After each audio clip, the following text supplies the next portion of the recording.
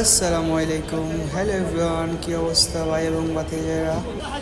পবিত্র জান্নাতুল বাগি থেকে সবাইকে ভালোবাসা ও অভিনন্দন।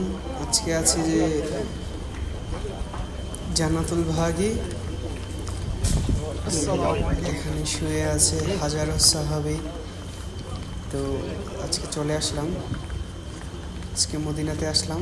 তো আসার পরে ফজরের পর তো জান্নাতুল বাগিতে ঢুকলাম। তো প্রচণ্ড মানুষ, তো আস্তে আস্তে সামনে যাইতেছি। এখানে স্পেশালি কত মানুষ শুয়ে আছে, এখানে আসার পরে বুঝতে পারবেন যে এই জায়গাটার মর্মটা কতটুক। শরীর জোড়ানোর মতো জায়গা, শরীরটা একদম ঠান্ডা হয়ে যাবে।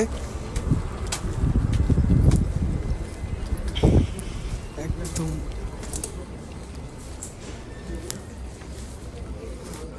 সকালে আসতে পারবেন, সকালের ভিউটা অন্যরকম থাকে। সকালেই ঢুকতে দেয়, দুপুরে ফজরের পর যাওয়া যায়, বা কোনো সময় ঢোকানো যায় না। তো যারা আসবেন অবশ্যই দেখে যাবেন,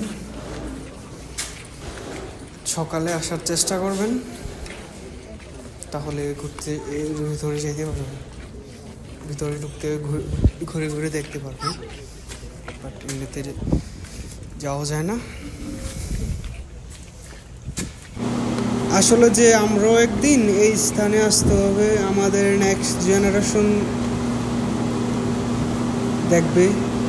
আস্তে আস্তে কেউ থাকবো না, সবাই আজ বা কাল সবাই চলে যেতে হবে, কারণ নিঃশ্বাসের 1 সেকেন্ডেরও বিশ্বাস নেই। অতএব ভালো থাকি, ভালো থাকার তৌফিক দেখ আল্লাহ তাআলা।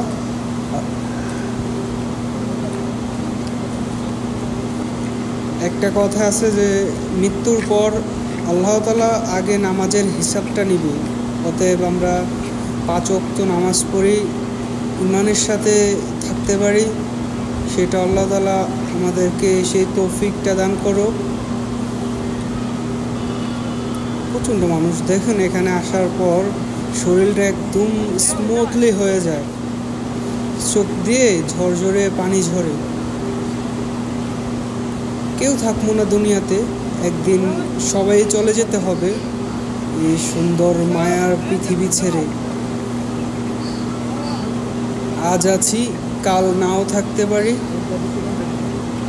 সেটি এখনকার। সবাই